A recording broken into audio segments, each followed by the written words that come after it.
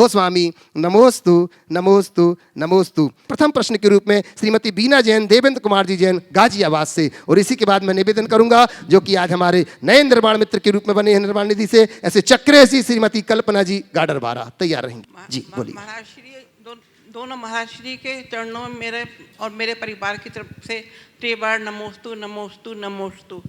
महाराज श्री, मेरी सभी शंकाओं का समाधान तो आपका कर्म सुनकर रोज हो जाता है, लेकिन मुझे आशीर्वाद चाहिए कि जब तक हमारी ज़िंदगी है हम मंदिर के दर्शन और अपने धर्म ध्यान से कभी ना हट सकें। मेरे परिवार को आशीर्वाद दे कि वो भी धर्म से जुड़ा रहे और पूर्ण स्वस्थ रहे। महाराज श्री को मेरा कोटि कोटि नमोस्तु नमोस्तु नमोस्तु। महाराज श्री, मेरा छोटा सा ही प्रश्न है। आजकल मंदिरों में लोग बाग घर के कपड़े पहनकर और गिले दरवाजे से पूजा करते हैं, उसको कोई उनका कोई कुछ कह नहीं सकते।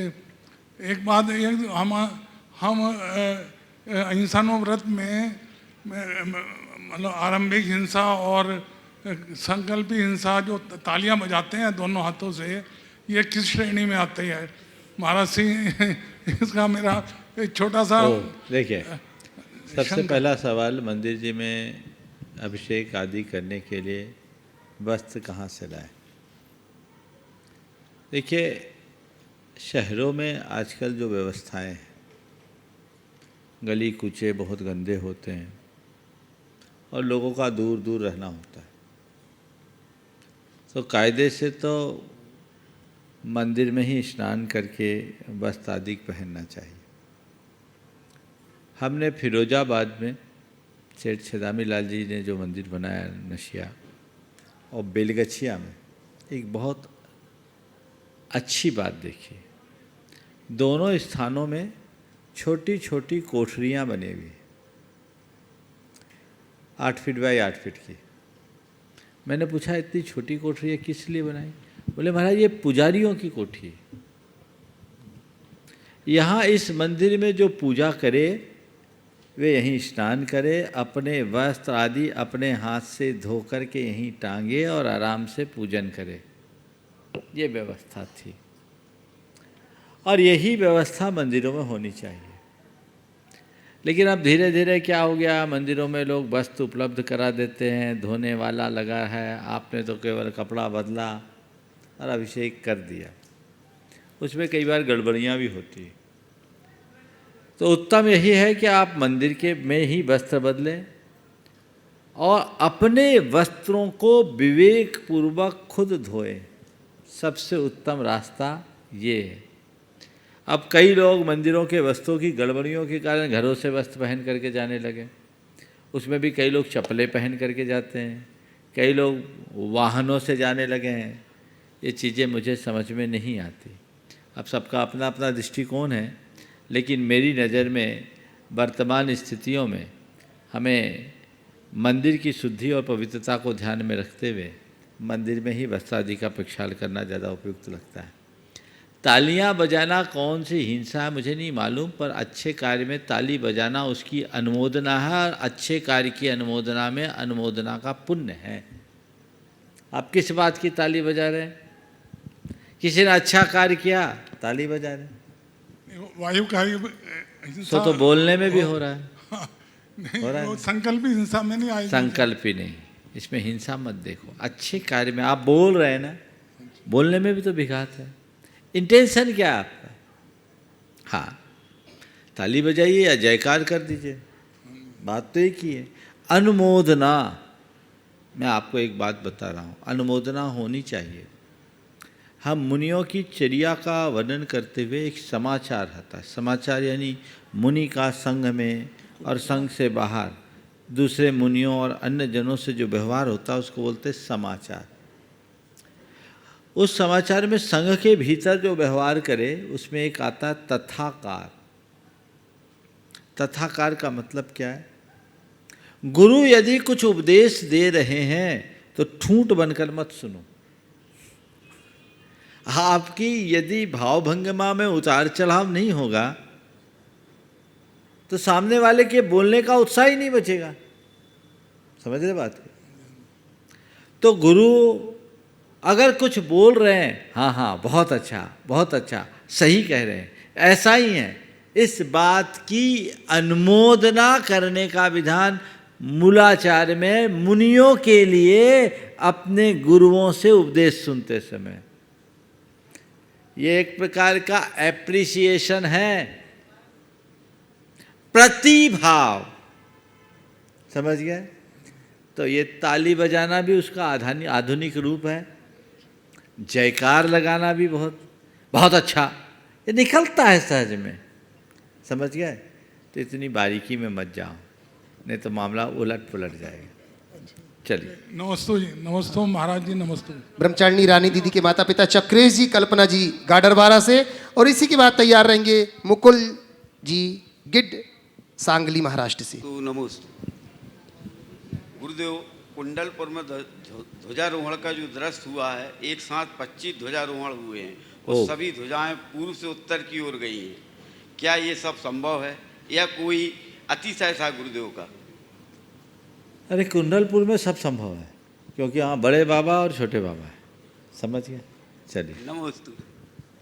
लीजिएगा मुकुल जी गिड सांगली से, और इसी के बाद तैयार रहेंगे शिला पाटिल महाराष्ट्र सांगली से।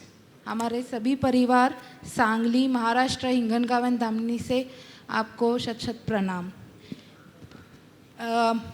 मेरी यह शंका है कि पहले लोग बोला करते थे तू कर्म करते जा, फल की अपेक्षा मत कर, पर अभी हम जब कर्म करते हैं और अपेक्षा करते हैं कि लोग अच्छी बातें करें, अच्छे बोले, पर ऐसा होता नहीं, पेशेंस हमें थोड़े कम है, तो ये कैसे बढ़ाए जाए, आध्यात्मिक हम कैसे बने जाए, ये मेरा प्रश्न है। बात सही है, कर्म कर फल की इच्छा न रख, ये सोच जिसकी हो जाए उसके लिए कुछ कहने की ज़रूरत नहीं पड़ेगी, उसके जीवन की दिशा और दशा अपने आप बदल जाती है। लेकिन जो बार बार फल की चाह रखते हैं वो दुखी होते हैं, जितनी अपेक्षा होगी उतनी आकुलता हो। तो हम कर्म करें, कर्म के फल की चाह से यथासंभव बचने की कोशिश करें। अब आप पूछते हो कि ये दृष्टि हमारे अंतर मन में कैसे आए? वस्तु के स्वरूप को विचारें और बार बार एक ही बात अपने जेहन में बिठाएं, मेरे हाथ में केवल प्रयास है, परिणाम नहीं। जी, क्या है? प्रयास है। प्रयास है, परिणाम नहीं। मैं जितना अच्छा कर सकूं करूं, परिणाम मेरे हाथ में नहीं है, तो उसको देख करके मैं अपने आप को व्याकुल क्यों बनाऊं? समझ गए? वस्तु के स्वरूप का विचार करने वाले ही ऐसी स्थितियों से बच सकते हैं। पेशेंस इंक्रीज कैसे करें? पेशेंस इंक्रीज करने के लिए व्यक्ति को कर्म सिद्धांत पर विश्वास रखना चाहिए, सकारात्मक सोच बनानी चाहिए, आशावादी दृष्टि रखनी चाहिए, तो हम अपने मन में पेशेंस को बढ़ा सकें। जी, शीला नमस्ते पाटिल महाराज जी। सांगली महाराष्ट्र से, और इसी के बाद तैयार रहेंगे पुष्पा जैन भागलपुर से। नमस्तु महाराज जी, नमस्तु। मेरा यह जिज्ञासा है कि आगम और अध्यात्म में क्या फर्क है? देखिए, आगम और अध्यात्म, अगर हम शास्त्रों की दृष्टि से पूछें, शायद आप ऐसा ही कह रहे हो, तो जब हम अपने सिद्धांत ग्रंथों की विवेचना करते हैं, आचार्य गुरुदेव ने बहुत अच्छी विवेचना की 4 अनुयोगों की। प्रथमानुयोग, कर्णानुयोग, चरणानुयोग, द्रव्यानुयोग। पुराण पुरुषों के चरित्र निरूपक ग्रंथ का नाम प्रथमानुयोग है।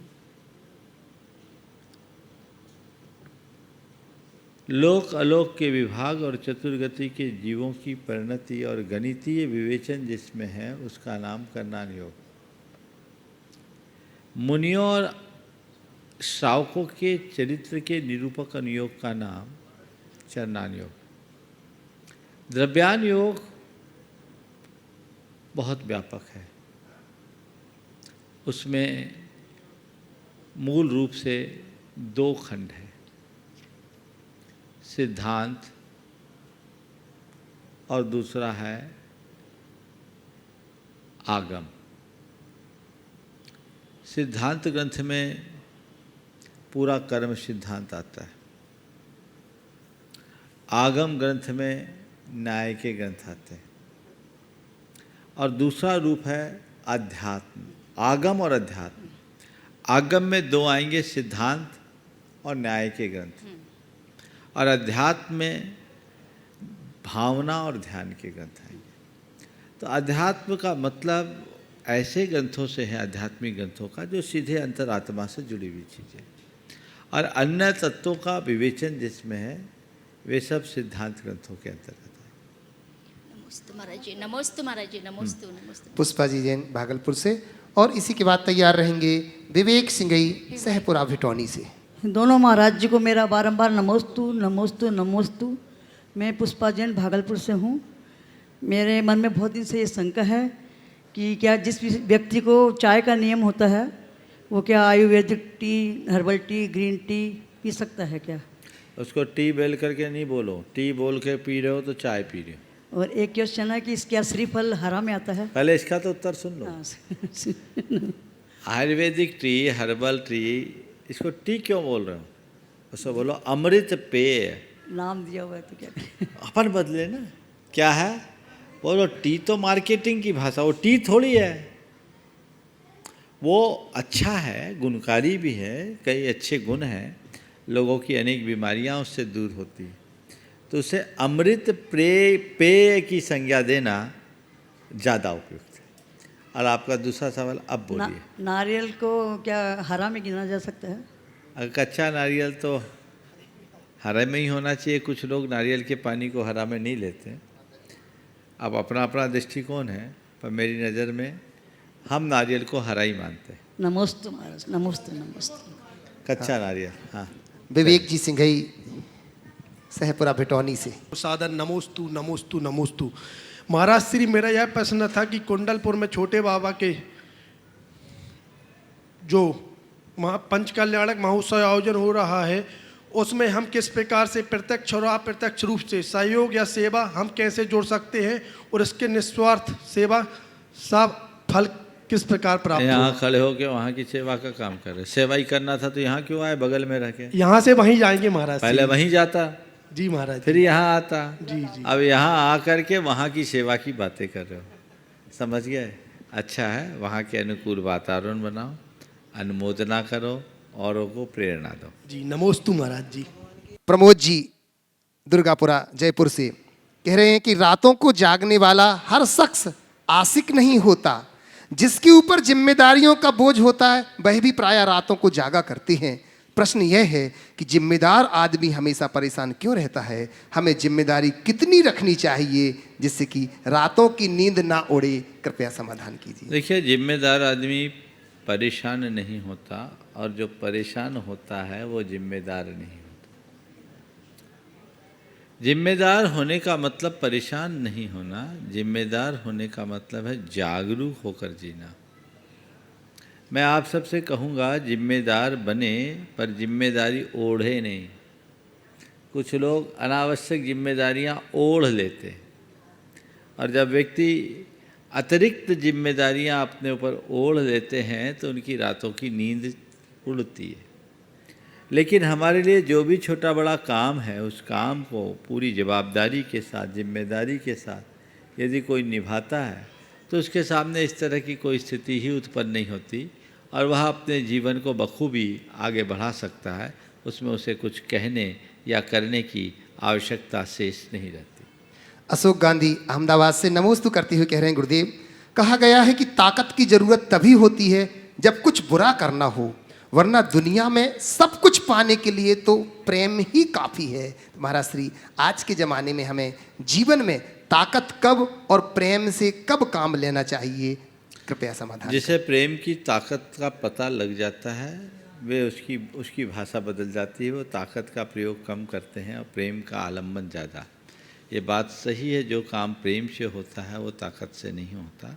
इसलिए जितना बने हम अपना काम प्रेम से भर कर करें और प्रेम के साथ संपन्न करें, जिससे अपने जीवन को हम और सुंदर बना सकें।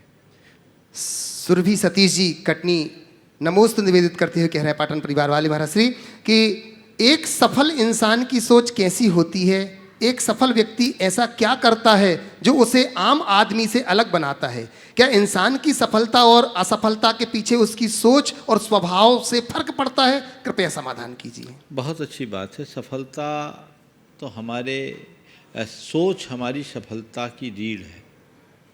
अच्छी और बुरी सोच ही मनुष्य को ऊपर नीचे चढ़ाती उतारती है।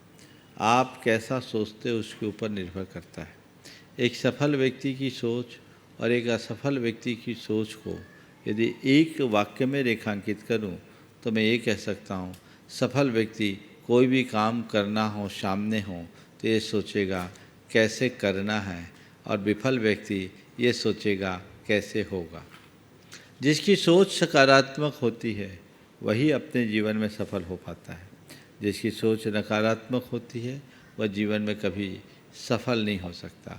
सफल होने के लिए सोच को सकारात्मक बनाए और अपना उत्कृष्टतम श्रम करे, लगन के साथ लगे, उसे अपना पूर्ण लक्ष्य बना ले और उस लक्ष्य की पूर्ति के लिए जितना बन सके सब कुछ अर्पित करने का प्रयत्न करें।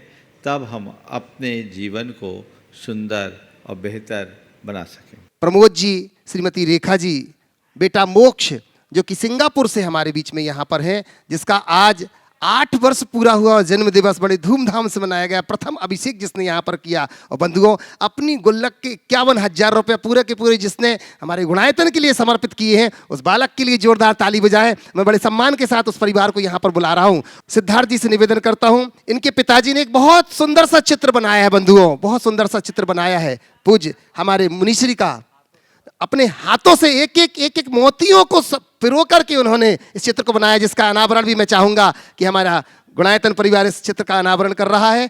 और लगातार 8 दिन तक मेहनत करके इस चित्र को इन्होंने अपनी मेहनत से बनाया। बंधु एक एक मोतियाँ आप देखेंगे। जोरदार ताली बजा करके हम इनका अभिनंदन करते हैं। हमारे CEO सुभाष जी से भी निवेदन करता हूँ इस चित्र के अनावरण में, जिसमें गुरु जी के चित्र को रूबरू इसमें उतार दिया। एक एक मोती को संजो करके अलग अलग रंग के मोतियों से इन्होंने पूज्य गुरुदेव के चित्र को यहाँ पर अंकित किया है। लगातार 8 दिन इनका कितना अच्छा शुभ ध्यान में गया होगा। गुरु जी की चित्रपटल जिनके मानस में रहा होगा, यह चित्र आपके सामने प्रस्तुत हो रहा है। जैसे ही चित्र देखे बंधुओं, मैं आपसे निवेदन करूंगा, देश विदेश से जो लोग भी देख रहे हैं तालियां बजा करके इन भाई की इस मेहनत का जरूर अनुमोदन करें आप। जय बोले पूज्य मुनिवर श्री प्रमाण सागर जी महाराज जी की जय जय जय। सुंदर सा यह चित्र बनाया बेटा मोक्ष। और निवेदन करता हूं प्रमोद जी से, और सबसे पहले अभिनंदन करने के लिए मैं निवेदन करता हूं हमारा पूरा गुणायतन परिवार हमारे प्रमोद जी का अभिनंदन करेगा। और प्रश्न के रूप में मैं निवेदन करूंगा भाभी जी रेखा जी अपना प्रश्न रखेंगी। तब तक वो बहुत बढ़िया है तालियों के साथ। और इसी के साथ मैं निवेदन कर रहा हूं बंधुओं, आज जो हमारे बीच में सूत्रधार के रूप में जुड़े हुए हैं, मैं निवेदन कर रहा हूं जब तक वो यहाँ पर आ रहे हैं, सूत्रधार के रूप में जो जुड़े हुए हैं कमल जी, नीलू जी काला, श्री निखिल रंजू काला, अखिल जी, आयुषी काला, चैतन्य जी, प्रेषा जी, जिनीसा काला, रायपुर से हमारे बीच में निवेदन करता हूं कि मंच के निकट आए जब तक इनका सम्मान हो रहा है, और जोरदार तालियां बजा करके अभिनंदन करते हैं बंधुओं। मैं छोटे से बेटे मोक्ष के सम्मान के लिए आज मैं निवेदन करूंगा हमारे गुणायतन परिवार बंधुओं, एक छोटा सा बालक अपने माता पिता को दर्शन कराने के लिए यहाँ पर लेकर आया है सिंगापुर से बंधुओं। देखिए जो मोक्ष है ना, इसने अपने नाम को सार्थक किया। इसका आज 8 वर्ष पूर्ण हुआ, और ये कई दिन पहले अपने माता पिता को कहा कि मुझे अपना जन्मदिन महाराज जी के पास शिखर जी में गुणायतन में जाकर मनाना है। और इसने आज यहाँ आकर सम्यक दर्शन ग्रहण किया, अष्टमूल गुणों को धारण किया, अर्थात सच्चे देव शास्त्र गुरु का सच्चा उपासक बनने का संकल्प लिया। ये खुद की भावना लेकर यहाँ आया था, और अपने गुल्लक की जितनी जमा पूंजी थी वो पूरी राशि भी यहाँ दे दिया। कितनी राशि थी बता? 51,000 रुपए की राशि पूरी की पूरी कि मुझे दूंगा, देना है। ये छोटे से उम्र में दान के ऐसे संस्कार भविष्य में इसे दान चक्रवर्ती बनाए, ये मेरा आशीर्वाद है। बहुत बढ़िया, चलो चलिएगा। और अब मैं निवेदन कर रहा हूं, आज गुणायतन से जो सूत्रधार के रूप में जुड़े हैं श्रीमान कमल जी, नीलू जी काला, निखिल जी, रंजू जी काला, अखिल जी, आयुषी काला, चेतन जी, प्रेषा जी, जनीशा जी काला रायपुर से हमारे बीच में है और इनका अभिनंदन कर रहा है हमारा गुणायतन परिवार। एनएल साहब से निवेदन करूंगा कि एक बार पुनः आकर के हमारे नए सूत्रधार का अभिनंदन करेंगे। तालियों के साथ हम इनका अभिनंदन करते हैं। और मैं श्रीमती रेखा जी से निवेदन करता हूं, प्रमोद जी, रेखा जी आए और अपना प्रश्न रख रही हैं। और इसी के बाद अगले प्रश्न के रूप में मैं निवेदन करूंगा नए सूत्रधार परिवार से। महाराज श्री, अब मतलब आगे मैं इसके कैसे बढ़ाऊं, तो उसके लिए बहुत अच्छा, आपने जो संस्कार दिया यहाँ तक फलीभूत हुए, ये संस्कार उत्तरोत्तर पुष्ट हो और इसकी संगति पर ध्यान रखो।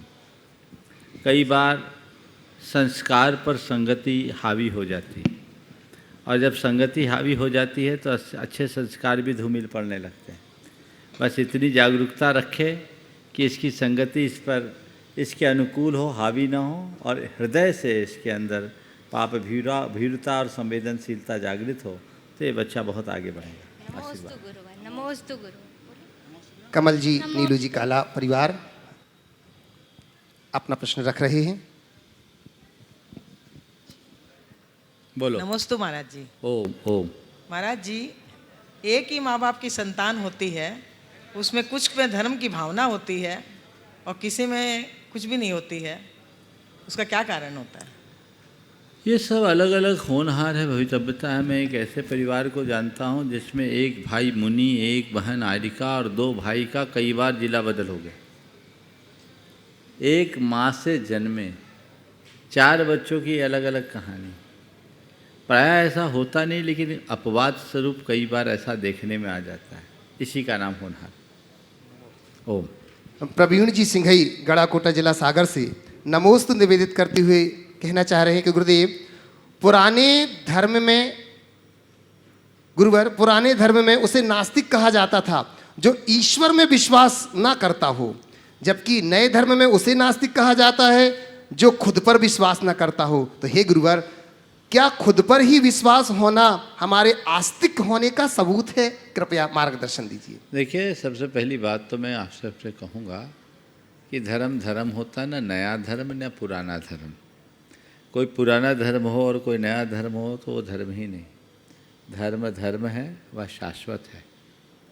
हाँ, नए और पुराने ज़माने की बात अलग अलग हो सकती है। जहाँ तक आस्तिक और नास्तिक होने का सवाल है, इसकी व्याख्या लोगों ने अलग अलग तरीके से की है। ईश्वर पर विश्वास करना या स्वयं पर विश्वास करना, मेरी दृष्टि से देखा जाए तो दोनों में बात एक ही है, क्योंकि ईश्वर हमसे जुदा कोई है ही नहीं। हम ही तो ईश्वर है। हम में और भगवान में कोई अंतर नहीं। ये पंक्तियाँ बहुत सार्थक अर्थ देगी। मैं ढूंढ रहा था भगवान को, भगवान खोज रहे थे मुझे। मैं ढूंढ रहा था भगवान को, भगवान खोज रहे थे मुझे। अचानक वे मिल गए। अचानक वे मिल गए। न तो वे झुके न मैं झुका, न वे मुझसे गुरु थे न मैं उनसे लघु था। अचानक हम दोनों मिल गए। न वे झुके न मैं झुका, न वे मुझसे गुरु थे न मैं उनसे लघु था। एक आवरण मुझे विभक्त किए था, वो हटा और मैं भगवान हो गया।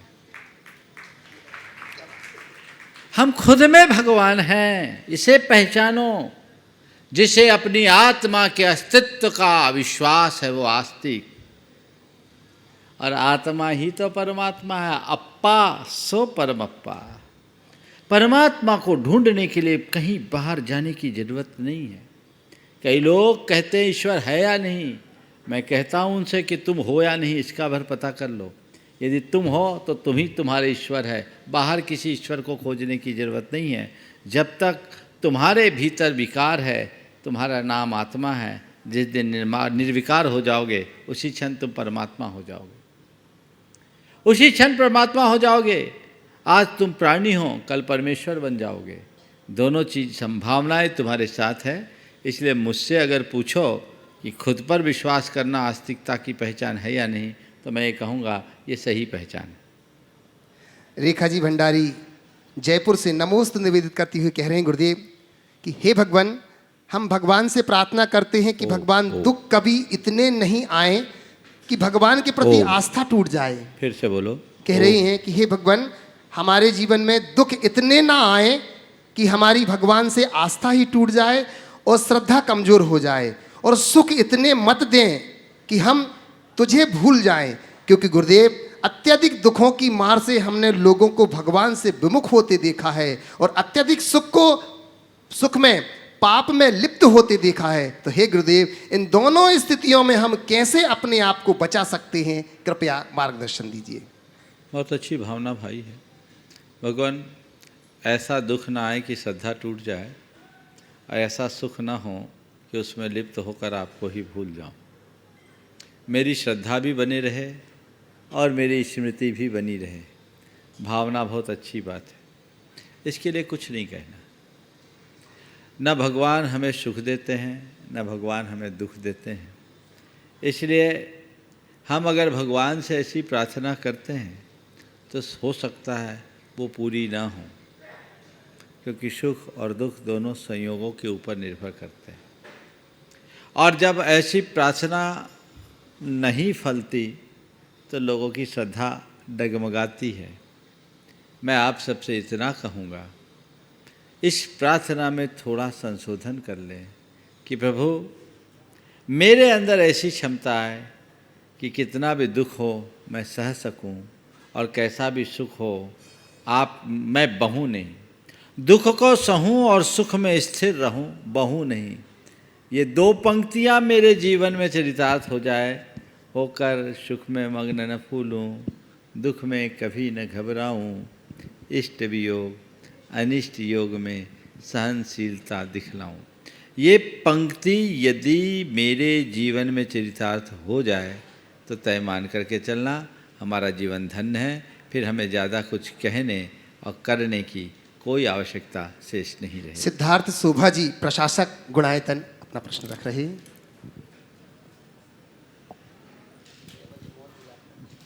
ओम।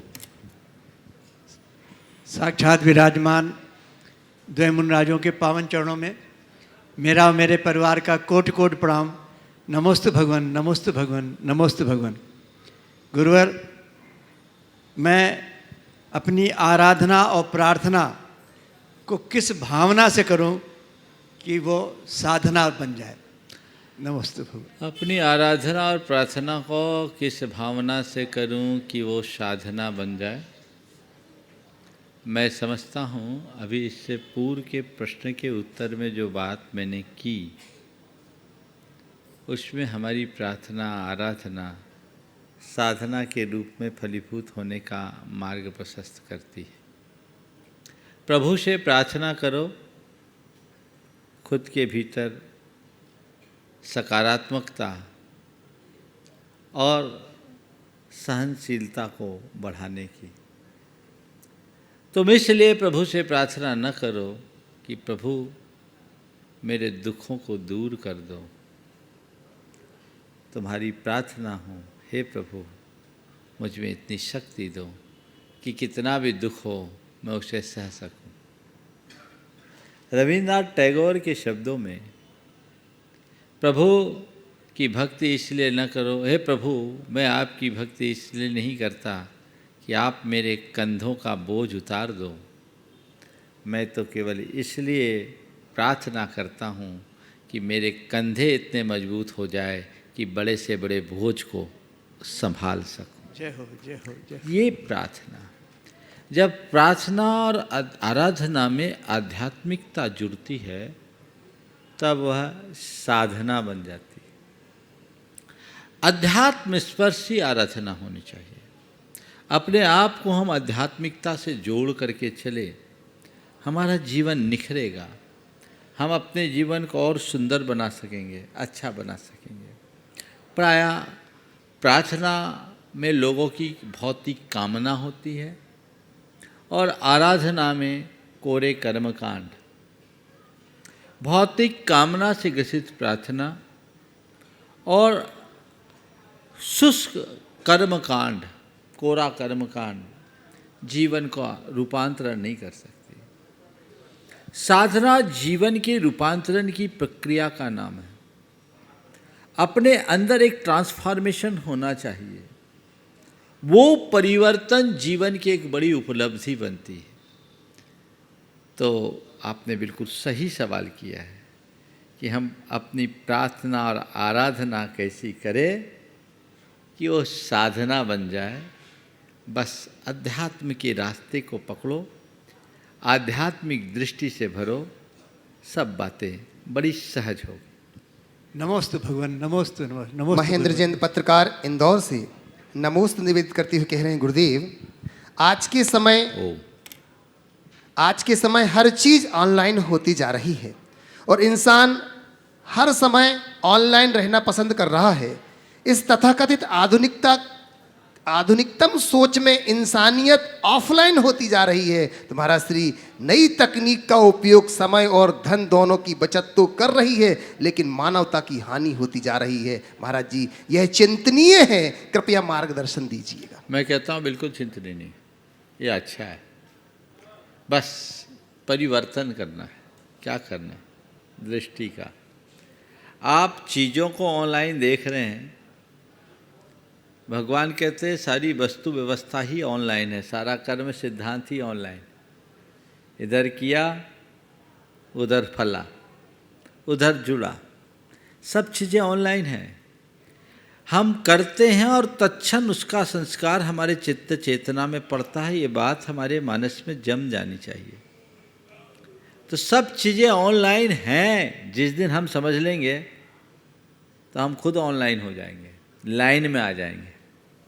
अभी सब लोगों की ज़िंदगी ऑफलाइन बनी हुई है, अर्थात हमने जीवन की व्यवस्था को उलट दिया है।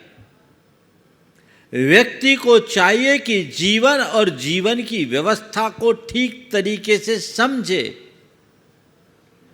चीजें वैसी नहीं है जैसी हम उन्हें देखते हैं और सोचते हैं या चाहते हैं।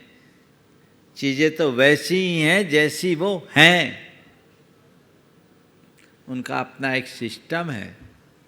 वस्तु के स्वरूप को जानने और पहचानने वाले लोगों के जीवन में फिर किसी प्रकार की दुविधा नहीं होती।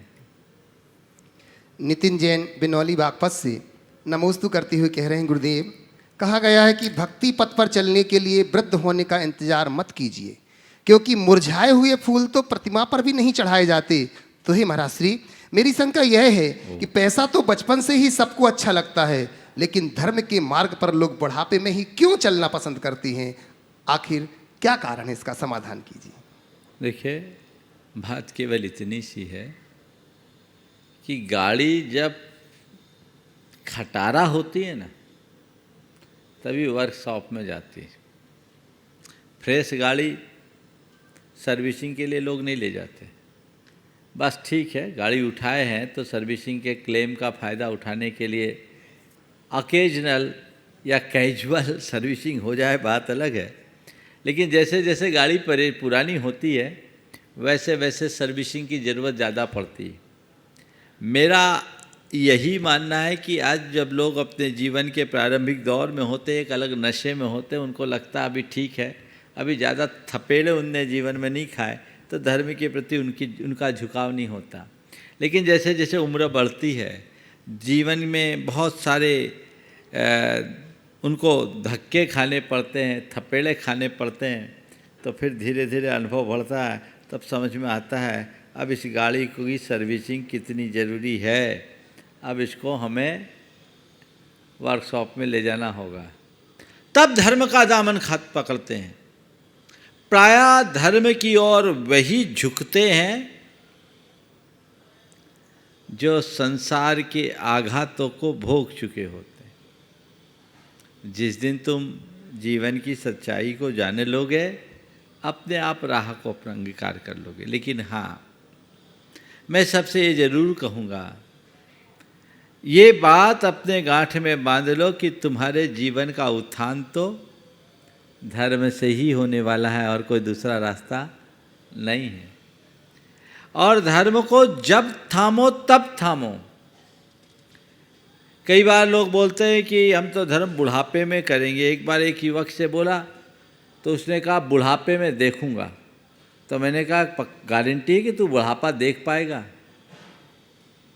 बुढ़ापे में देखूंगा आप बोलते हो, बुढ़ापा देख पाओगे इसकी गारंटी है? कई तो जवानी में ही चले जाते हैं। समय का कोई ठिकाना नहीं, इसलिए समय रहते व्यक्ति को जागना चाहिए और तदनुरूप अपना काम संपन्न करना चाहिए। नितिन जी मोदी जो कि कोषाध्यक्ष हैं मालथौन के, महाराज श्री नमोस्तु निवेदित करते हुए पूछना चाह रहे हैं। महेंद्र जी का भी ऐसा ही प्रश्न था कि चाहे परिवार हो, रिश्तेदार हो, समाज हो, संगठन हो, सभी में लोकप्रियता व सफलता का कारण है दूसरों की बातें धैर्य से सुनना, उनको समझना और सम्मान देना। तो महाराज जी, आज के समय लोग सुनते कम हैं, सुनाते ज़्यादा हैं, और समझते कम हैं, समझाते ज़्यादा हैं। तो महाराज जी, ऐसी स्थिति में परिवार, समाज और संगठन में मजबूत आधार कैसे विकसित हो, कृपया मार्गदर्शन दीजिए। अगर सुनते कम है, सुनाते ज़्यादा है, समझते कम है और समझाते जाता है, तो वही होगा जो हो रहा है। समझ गए? वही हो रहा है जो होगा। हमें जहाँ ज़रूरी है वहाँ सुनना चाहिए और जितना ज़रूरी है उतना ही सुनाना चाहिए। हम समझे भी और समझाएं भी, तभी हम अपने जीवन को मजबूत आधार दे सकते हैं। राजेश जी आरआई गोपालगंज सागर से नमोस्तु निवेदित करते हुए कह रहे हैं, इच्छाएं और हसरतें ज़्यादा होने पर दिल टूट जाता है और दिल टूटने से दुख मिलता है, यह हम सब जानते हैं। और आध्यात्मिक दृष्टि से संसार का एक स्वाद दुख भी है, तो फिर भी हम निरंतर सुख की मृगमरीचिका में भ्रमित क्यों है महाराज श्री? ऐसा देखिए, सुख के मृगमरीचिका में वही भ्रमित होते हैं जो सुख के असली स्वरूप को नहीं पहचानते। जो सुख के असल स्वरूप को जान लेते हैं कभी मृगमरीचिका में नहीं फैलते। हमने सुख का स्वरूप ही अलग समझ रखा। हमने सुख तलाशा है पदार्थों में, चीज़ों में, और जब तक हम चीज़ों में सुख खोजेंगे हमारी यही दशा बनी रहेगी। सुख हमारे भीतर है, वो आत्मतुष्टि में है, संतुष्टि में है। जैसे इस बात का भान हो जाए वह कभी इस मरीचिका में भटक नहीं। रागनी जैन गौरझामर सागर से नमोस्तु करते हुए कह रहे हैं, गुरुदेव महाराज जी, मेरा प्रश्न यह है कि कहते हैं कि जोड़ियां ऊपर से बनकर के आती हैं, लेकिन घर में बच्चों की शादी को लेकर के माता पिता बहुत टेंशन में रहते हैं, तो उनको कैसे समझाएं? लेकिन ये भी कहते हैं कि जब तक निमित्त ना आएगा और जहां संस्कार होंगे वहीं शादी होगी। महाराज श्री, ये निमित्त नैमित्त क्या है आखिर? ये बात ठीक है, कहने में आता है कि जोड़ियाँ ऊपर से बन के आती है, पर मैं उन सबसे पूछता हूँ कि जब जोड़ियाँ ऊपर से बन के आती तो टूटती कैसे?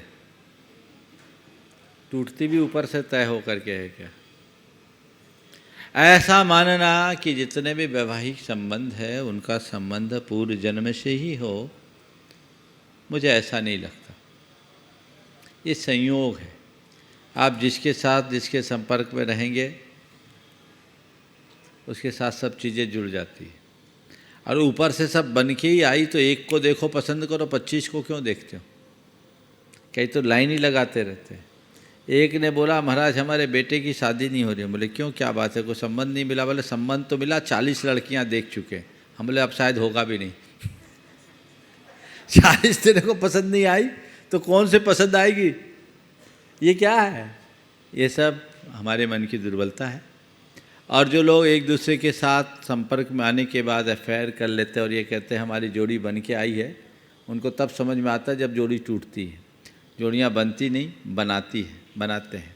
हाँ, कुछ अपवाद हो सकते हैं जिनका कई जन्मों का संबंध होता है, लेकिन ये अपवाद स्वरूप ही होते हैं, प्राय ऐसा नहीं होता। इसलिए हमें इन सब बातों को उसी अंदाज में देखना चाहिए। सचिन जी सूत्रधार अहमदाबाद से नमोस्तु निवेदित करते हुए कह रहे हैं, गुरुदेव मेरी जिज्ञासा यह है कि आज जब पूरा विश्व कुंडलपुर को देख रहा है, सारे रास्ते कुंडलपुर की ओर ही जा रहे हैं, ऐसे में हम बहुत दूर होने के कारण अथवा पारिवारिक एवं कार्य की जिम्मेदारियों के कारण प्रत्यक्ष में कुंडलपुर न जा पाने के कारण स्वयं को अभागा एवं पुण्यहीन सा प्रतीत कर रहे हैं। ऐसा लग रहा है जैसे जीवन का कोई महत्वपूर्ण पल पीछे छूटता जा रहा है। कृपया मार्गदर्शन दीजिए गुरुदेव। ऐसी समस्या जब हमारे अंदर आए, हम अपनी मानसिकता को कैसे ठीक करें? देखिए, बात सही है, बजाने की भावना तो सबकी होनी ही चाहिए, हमारी भी थी, है भी, लेकिन सीमा है। जब हम तन से नहीं जा सके तो मन से तो जा सकते। और ये तो बहुत अच्छा दौर चल रहा है मीडिया का। आज टेक्नोलॉजी के माध्यम से हर के घर तक वो आयोजन पहुंच गया। और एक बात ये भी है कि सारी दुनिया वहाँ पहुंच जाए तो समाएगी कहाँ, ये भी समस्या है। बहुत अल्प काल में उन्होंने पूरी तैयारी की, पर बहुत अच्छी तैयारी कर ली, बहुत अच्छा आयोजन हो रहा है। जिनका भाग्य था वो पहुंच रहे, जो नहीं पहुंच पाए वो घर बैठे इसका आनंद ले रहे हैं, लेना है। वे अभागे हैं जो वो भी ना कर पाए। अभागा वो नहीं जो पहुंचा नहीं, अभागा वो है जिसके मन में ललक नहीं जगी। प्रश्न है आशीष जी का कि जब बच्चा माँ के गर्भ में आता है और 9 महीने तक रहता है, तब उसका क्या कोई नक्षत्र, ग्रह नक्षत्र नहीं होता, जबकि हम कुंडली उसके पैदा होने के दिन से बनाते हैं? कृपया मार्गदर्शन दीजिए। एक बात इससे ठीक से समझने की ज़रूरत है। ज्योतिष की अवधारणा को समझने में हमारी चूक है। हम लोग सोचते हैं कि कुंडली से हमारा जीवन बनता है, ये गलत है। हमारे जीवन से कुंडली बनती है। कुंडली क्या है, जन्मपत्री क्या है? मैंने पहले भी इस बात पर प्रकाश डाला कि जो शक्तियाँ हमारे शरीर में हैं वही ब्रह्मांड में, यत् पिंडे तद ब्रह्मांड। ब्रह्मांड के तत्व सौर मंडल से प्रभावित होते हैं, क्योंकि ये पूरा सौर मंडल ऊर्जा का सबसे बड़ा स्रोत है। और ये अपनी चाल से सतत चलते रहते हैं, इनका परिभ्रमण होता रहता है।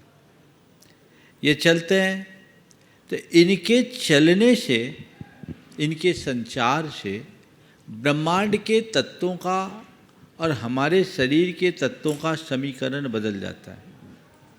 और जब वो समीकरण बदल जाता है, वो समीकरण बदल जाता है तो उससे हमारे कर्मों की स्थिति में परिवर्तन होता है। कर्मों की स्थिति परिवर्तन होने से हमारे भावों में परिवर्तन आता है, वो हमारे जीवन में सुख दुख देता है। ज्योतिष का संबंध केवल ये है। तो चूंकि सूर्य, चंद्रमा आदि जितने भी ज्योतिष मंडल है, ग्रह नक्षत्र है, इनकी चाल बिल्कुल सुनिश्चित है। आज से 1 लाख वर्ष आगे का पंचांग आज बनाया जा सकता है। किस समय कितने बजकर कितने मिनट पर इनका कहाँ अवस्थान होगा, ये आज बताया जा सकता है। तो हमारे ज्ञानियों ने एक विज्ञान विकसित किया कि इस ग्रह दशा में, यानी ये ग्रह यहाँ है तो उस व्यक्ति के जीवन में इस प्रकार के तत्व की प्रधानता होगी। इस ग्रह की ये दशा है तो जातक किस पोजीशन में जन्मा है, उसका माँ के पेट से कब निकलना हुआ, उस समय जो ग्रह नक्षत्र की दशा थी उसका कैलकुलेशन उसके पूरे जीवन तक के ले लिया गया, जिसमें महादशा, अंतरदशा, प्रत्यंतर दशा, विंशोत्तरी दशा के आधार पर निकाल लिया गया। तो वो तो केवल एक प्रतीकात्मक सिंबल है, एक गोचर बना दिया गया, उसको पढ़ करके जो उसके सही ज्ञाता उसकी व्याख्या कर देते, और ये एक प्रतीकात्मक नाम दे दिया गया। अब लोगों ने भ्रम ये पाल लिया कि कुंडली, कोई सब कुछ समझ लगे मेरी कुंडली सही है या मेरी कुंडली ठीक कर दो। अरे भाई, तुम जिस जन्म के क्षण में जो तुम्हारा इष्ट काल रहा, जब जन्म लिए वैसा तुम्हारा जीवन बनेगा।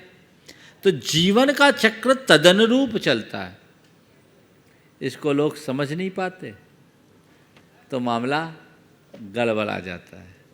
इसलिए जन्मपत्री माँ के पेट में आया उस समय की भी बनाई जा सकती है, जन्म के समय भी बनाई जा सकती है। ज्योतिष को तो इतनी संभावना है कि अलग अलग निमित्तों के आधार पर, प्रश्न के आधार पर भी कुंडलियाँ बनाई जाती है, जिसको प्रश्न कुंडली कहा जाता है।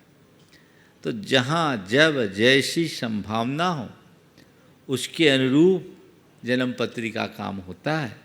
अतः पहले व्यक्ति का कर्म नहीं था ऐसा मत सोचना, कर्म तो पहले भी था, आगे भी रहेगा। और मान लीजिए किसी के जन्म के समय जन्मपत्री नहीं बनाई गई तो उसकी कर्म नहीं रहेंगे, ऐसा मत सोचना। बहुत सारे लोग हैं जिनकी जन्मपत्री नहीं, बहुत से लोग हैं जिन्हें अपने जन्म का टाइम ही पता नहीं है, जन्म पर पत्री नहीं है, जन्म तो है ना, जीवन तो है ना, उनका भाग्य है या नहीं। हमारे गुरुदेव ने एक दिन बहुत अच्छी बात की थी कि पंजा मत देखो बाहु देखो। अरे भाग्य तो उनका भी होता है जिनके हाथ नहीं होते, हाथ की लकीरें हमारा भाग्य नहीं बनाती। ये बात समझ करके चलनी चाहिए। सुनील जी अजमेरा हजारीबाग, संयुक्त महामंत्री गुणायतन, और इसी के बाद निवेदन करूंगा मैं एनएल जैन साहब, कोषाध्यक्ष गुणायतन। दिगंबर जैन पंचायत हजारीबाग का दोनों मुनि राजों को नमोस्तु नमोस्तु नमोस्तु। महाराज जी, अभी मैं 3 दिन कुंडलपुर में रह के आया, बहुत आनंद आया। वहाँ से आने का मन ही नहीं कर रहा था, लेकिन वहाँ एक अद्भुत चीज़ देखी कि इस बार आचार्य महाराज ने प्रथम बार 24 पात्र बनाए। इसके पीछे उनका क्या आशय है महाराज जी, विस्तृत में बताएं। नमोस्तु। देखो, अब उनका क्या आशय है तो उन्हीं से पूछना पड़ेगा, क्योंकि मैं तो वहाँ था नहीं। पर उनके जीवन काल में पहली बार ऐसा हुआ है, और मैं इसे सकारात्मक रूप में इस अर्थ में देखता हूँ कि शायद ये भक्तों पर उनकी कृपा है। एक साथ 24 पात्रों को सौभाग्य मिल गया, क्योंकि गुरु चरणों में 25 मिल गया। गुरु चरणों में सब लोग ये लाभ लेना चाहते हैं। हो सकता है, अब उनके मन में क्या था, किस दृष्टि से उनने किया, ये तो वही जाने, लेकिन हो सकता है कि लोगों के भावनाओं का सम्मान करते हुए, ख्याल रखते हुए लोगों को ये सुअवसर दिया है कि आ जाओ, सब इस नाव में सवार हो जाओ, बड़े बाबा की छाँव में आ जाओ और अपने जीवन को तार लो। नमोस्तु महाराज। एनएल जैन साहब, कोषाध्यक्ष गुणायतन। दोनों गुरुओं को सादर नमन। महाराज श्री, मेरी जो आज की जो जिज्ञासा है वो व्यवस्था से संबंधित है, और शायद ये जो है ना पहले भी किसी न किसी रूप से जो है ना ये प्रश्न आ चुका है, फिर भी मैं इसको दोबारा रिपीट कर रहा हूँ। महाराज जी, मैं अपने स्वयं अनुभव के आधार पर या दूसरों के आधार पर ये कह सकता हूँ कि काम स्वयं करना बड़ा आसान है, सरल है, लेकिन दूसरों से करवाना बहुत मुश्किल। तो महाराज जी, आज व्यवस्थापक या हमारा मैनेजर जो भी अपना भय, प्रीति और नीति से कैसे काम करवाए कि दूसरों को जो है ना कष्ट भी न हो और पनिशमेंट भी नहीं मिले। बात बहुत सही है। काम करना सरल है, कराना बहुत कठिन है। और कोई जिसके हाथ में जिम्मेदारियां हैं वो प्रीति और नीति से काम कैसे करे। देखिए, बात बिल्कुल सही है। काम करना एक क्षमता है और काम कराना एक कला। समझ गए? लोगों से काम लेने की भी एक कला होती है। उस काम में प्रीति और नीति, प्रीति ये कि जो भी काम करने वाले हैं उनके प्रति स्नेहपूर्ण संबंध होना चाहिए, भावना होनी चाहिए, और उनके लिए हमेशा प्रोत्साहित करना चाहिए। और नीति ये कि अच्छे कार्य के लिए प्रोत्साहित करो, अच्छा कार्य करे उसकी प्रशंसा करो, और कमियों को एहसास कराते समय भी ऐसा करो कि अंतर हाथ संभाल के बाहर मारे चोर। तब चीज़ें अच्छी होती है। सीधे सीधे कमियां दर्शाने में अच्छा नहीं लगता, लेकिन कमियों को नज़रअंदाज करने का फल भी अच्छा नहीं होता। तो कमियों को इस तरीके से दर्शाओ कि उसे अपनी गलती का एहसास तो हो जाए, लेकिन उसे ऐसा न लगे कि कहीं मेरी क्रिटिसाइज हो रही है, तो बात बहुत अच्छी हो जाए। नमोस्तु महाराज श्री। इस प्रकार आज के इस सत्र का परम पूज्य गुरुदेव के चरणों में नमन अर्पित करते हुए मैं यहीं पर विराम दे रहा हूँ। बोलिए परम पूज्य आचार्य गुरुवत्स्य विद्यासागर जी महाराज की।